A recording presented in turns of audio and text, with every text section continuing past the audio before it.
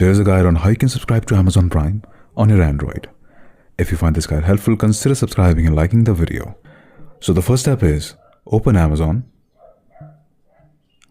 After that, this page will open up. This is the home page of Amazon. You have to click on menu. As you can see, it's on the bottom right section of your screen. As you can see, you have to click on menu. After that, in the menu page, you have to scroll down and find the option that says Prime. As you can see, that's the Prime option. You have to click on this and then click on Try Prime.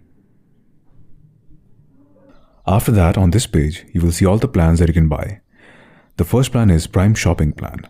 In this plan, you will get all the shopping benefits, but you will not get any Prime Music and Prime Video benefits. The same goes for Prime Lite. It has a little more benefits. And after that, the third option is the normal Prime, which is more costly, but it has all the benefits: Prime Video, Prime Music, Prime Shopping. Okay. And the last one is just a monthly Prime option. You can either pay for a year or you can just pay it monthly. And that's it. That's how you subscribe for Amazon Prime on your Android.